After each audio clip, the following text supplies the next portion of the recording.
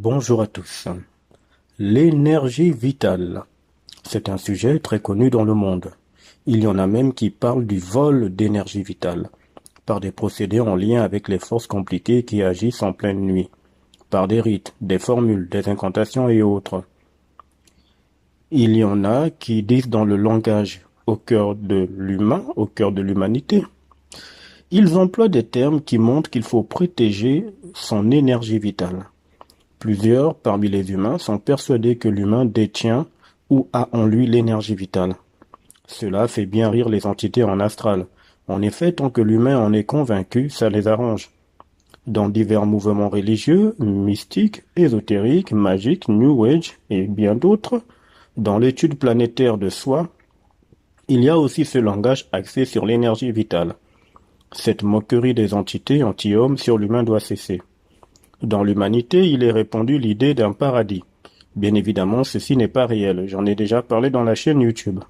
Cependant, les gens sont certains que le paradis existe, en tant que lieu, un endroit dans lequel il y aurait un bonheur sans fin, la joie, l'harmonie, l'amour et ainsi de suite.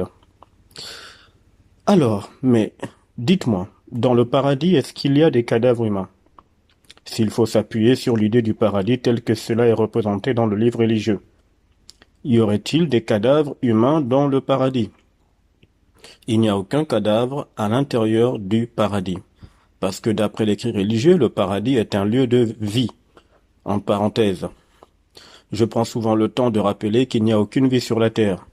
Il n'y en a pas dans les régions astrales du démiurge, et encore moins dans ce qui est vu comme étant un paradis. Mais revenons sur l'énergie vitale. Le mot vital vient de vie. Il n'y a aucune vie sur la terre, car seul l'esprit humain est vivant au sens réel universel. C'est d'ailleurs pour ça que l'esprit humain n'est pas sur la terre, parce que là où se trouve la mort sous toutes ses formes, l'esprit humain ne peut y être, ainsi que les esprits qui sont dans les univers de liberté, car ces esprits-là sont vivants. Alors le mot vital vient de vie. Une énergie n'est pas vivante. Une énergie en astral du démiurge et des entités n'est pas vivante. Une énergie est en mouvement, ce n'est pas pareil. Une énergie n'est pas vivante. Par contre, une énergie existe, mais il est possible également d'exister sans être vivant. L'être humain est un mort existant. Il n'a jamais été un mort vivant ou un vivant dans ce monde, car il est séparé de son propre esprit créateur. Lorsque l'humain parle d'énergie vitale, c'est une immense tromperie qui active ce langage dans l'humain.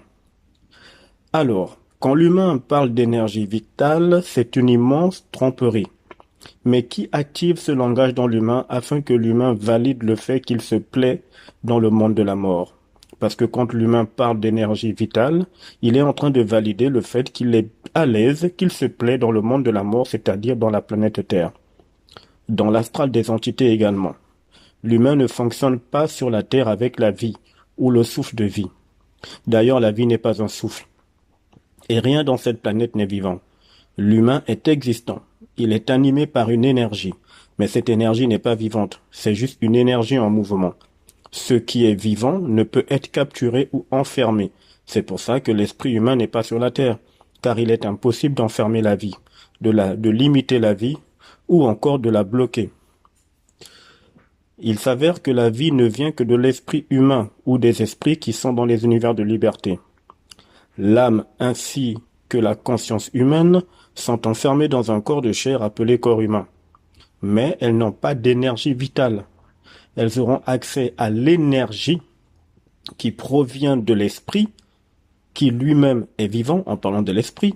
Donc elles vont y avoir accès lorsqu'elles vont sortir du monde de la mort définitivement pour rejoindre l'esprit humain dans cette dimension où ni les êtres qui se font passer pour des dieux sur la terre, ni les entités, ni les archanges, ni les anges, ni les maîtres ascensionnés et qui d'autre encore, ceux qui sont en astral n'ont pas accès à cet endroit.